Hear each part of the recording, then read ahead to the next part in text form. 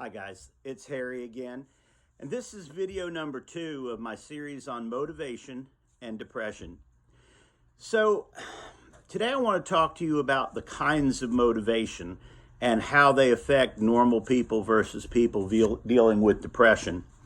I think everybody would pretty much agree that the two basic kinds of motivation are positive motivation and negative motivation. Now, I'm not a doctor. I'm not a psychiatrist or psychologist. I'm just the average person who happens to be a motivational speaker while suffering with depression. And I have had this pretty much all of my adult life. Over the years, it's affected my relationships. It's affected my work history. It's affected my relationship even with my children. So this is not an easy thing. I'm really putting myself out there. If you like what you hear in these videos, I do have a brand new YouTube channel. Please go there and like and subscribe. That'll help. I'm not funded by anything. I'm not looking to be funded by anything. I'm just simply trying to help people and use the experience that I've had over the years to do that. So all that being said, when we talk about motivation and we talk about positive motivation and negative motivation, in the normal human psyche, most positive motivations at their core are internal, meaning a positive self-attitude, self-worth, motivation, drive, all of those things. Now, they're enhanced by their relationship with their families, with their friends, with their work environment, and with success. But they all start internally. With a depressed person, the reverse is true. So on a normal human being, and understand I'm using the term normal here, I don't want to offend anybody. If you are a depressed person and a person that suffers from clinical depression, you are absolutely normal for you. The problem is that we're living in a world where there's not only billions of people that don't suffer with depression, but that do suffer with depression that don't admit it. So in people who do not suffer from depression, the basis of positive motivation comes internal, and all the external things come from outside. And because of their inner core, they're able to fend that off. They're able to put up walls, to put up blocks that keep their internal motivations, for the most part, functioning and keep them driving forward for success. With a depressed person, the reverse is true. In most cases, the reverse is true. Your sense of self-worth has been lowered, your sense of drive, your sense of motivation. And that, to be honest with you, is why very often you see people that suffer from depression have poor personal hygiene, poor personal interrelationship skills, things of that nature. They tend to struggle because at the heart of motivation is self-worth. And when you talk about self-worth, that's kind of contrary to clinical depression. Clinical depression, when you're living with it, makes you feel every day like you have to prove that you're worth something, that you have to go out there and try, when really all you want to do is stay in bed. And that, at the heart of it, for an unmedicated person dealing with clinical depression, that really is the crux of the issue.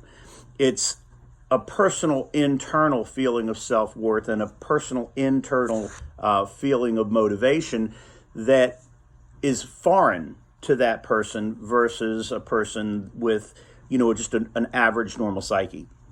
Now, the problem with that is that we are living in a world where there's a lot of negative motivation. And how do you overcome that? So I'm going to give you a little example, and some of you may have seen this. I didn't originate this. Let's say that this is your mind. This is your skull and your mind within. And it's pure, and you're getting up and you're refreshed and you're ready to go to work, you're ready to make a living, you're ready to, prove yourself on the day. So if you're a normal human being, this outer shell here, let's say that's your psyche, it fends off, for the most part, a lot of your negativity. But when you're starting off with that doubt, when you're starting off with that negativity, all it takes is just a little bit of hate, a little bit of violence, a little bit of maybe self-media, social media in there. Maybe let's throw in a little politics in the day. Let's throw on a negative customer. And now you kind of get the feeling, and you're walking around and mixing all this up. And let me tell you, this may look like grape juice, but you don't want to drink it. It's no longer pure. It's no longer clean. And this is your mind. As a depressed person, this is what you're walking around with. So what I'm going to tell you, and what I think is critically important for a person with depression, you have got to limit as much as possible the negativity that you allow in. Now, the problem with that is that's easier said than done.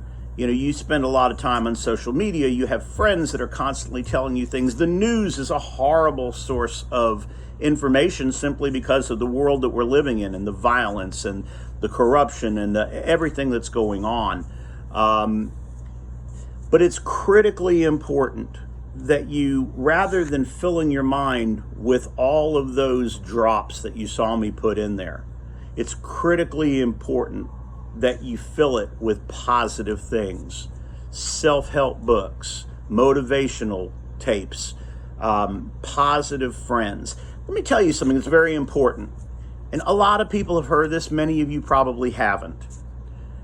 If you want to be successful in life, you will be the sum of the 5 most closely held people to you.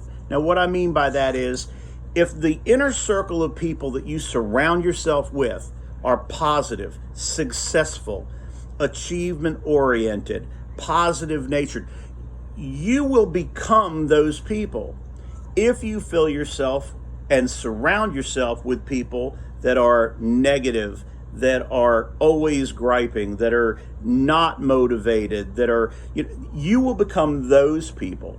And the problem with that is that I truly believe most people out there, and certainly anybody who's gone 7 minutes into this video is going to be one of these people, want to be successful. You want to be successful. Well, let me tell you, you can be successful. But it is up here that success is won. Darren Hardy, who's the author and the editor of Success Magazine, will tell you true success comes from doing small positive steps 5,000 times. It's not doing 5,000 things well for a short period of time. It's doing 5 things well for a long period of time.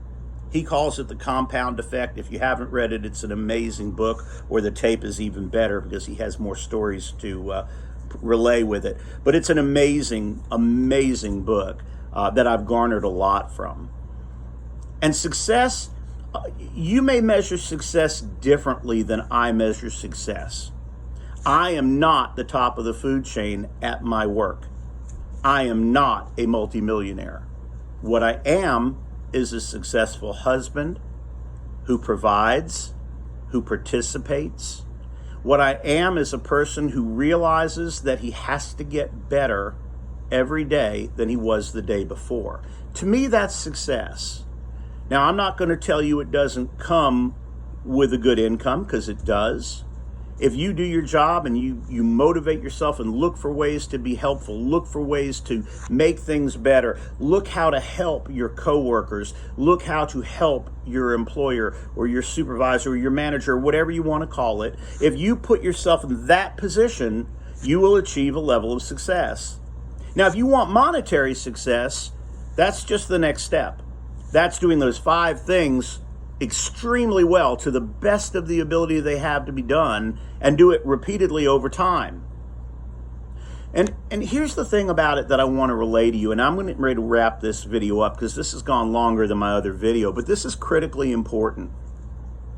I don't care if you're a person that has clinical depression. I don't care if you're a person who is normal and doesn't have to deal with all that crap. Here's the big key. If you believe that you can accomplish it, and you study and do the work, nothing comes easy, nothing comes free. Whether it's our freedom that didn't come free, it was bought with the blood of our patriots, or whether it's success at work, nothing is free and nothing is easy. I've never said this was easy. This is hard. And there will be times when you feel like giving up. Don't do that. That's truly the only failure. Because here's the reality. If you want to be successful, fail. Nobody that I know who's truly successful hasn't failed. I have failed at virtually everything I've ever tried.